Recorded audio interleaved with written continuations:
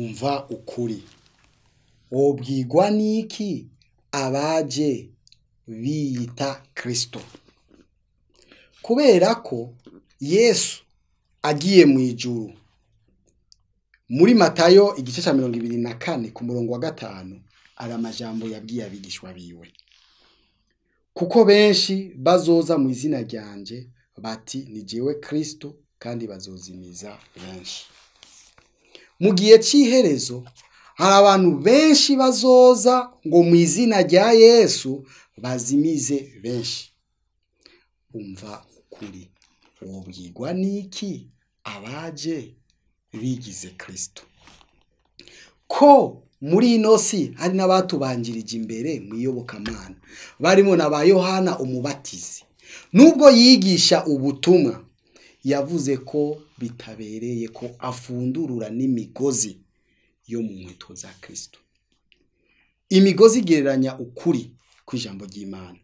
Mu iyobokamana turafise ivyo twebwe abakozi b'Imana twemererwa gukora, ariko hariho n'ibindi vyagenewe Kristo ata muntu abikora.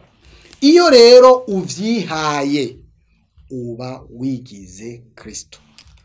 Icambere ni igihe wigize umuhuza w'abantu n'Imana. Muri Timoteyo wa mbere igice ca 2 ku murongo wa 5 aratubwira ko Yesu niwe muhuza w'abantu n'Imana. Iyo rero wigize umuhuza w'abantu n'Imana uba wigize Kristo. Umva ukuri. Ico ni cambere. Icya kabiri, iyo wihaye ububasha bwo guharira ibyaha uba wigize Kristo. Kuko mu gitabo ca Matayo igice ca mbere ku murongo wa 22 baravuga ngo azovyara umwana w'umuhungu, niwe azoharira ivyaha by'abantu biwe. Iyo rero wihaye ububasha bwo kubabarira ivyaha uba wigize Kristo. Ca gatatu ni igihe wihaye amazina y'ivyubahiro. Abantu bagiye biya amazina y'ivyubahiro baba bigize ba Kristo.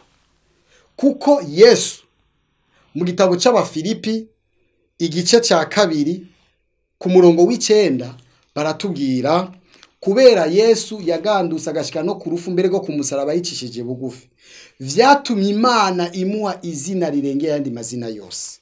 Iyo rero umuntu yigize representant legal, iyo umuntu yigize pasteur president, iyo umuntu yigize umwungere mukuru, aba yigize Kristo, aba ari umuhanuzi w'ibinyoma. Umva ukuri, umenye abaje mu izina rya Kristo. Yesu atabatumye, ariko biya icubahiro Yesu yarakwiye guhabwa. Abo iyo bakoze ivyo bintu bitatu baba bigize Kristo. Umva ukuri.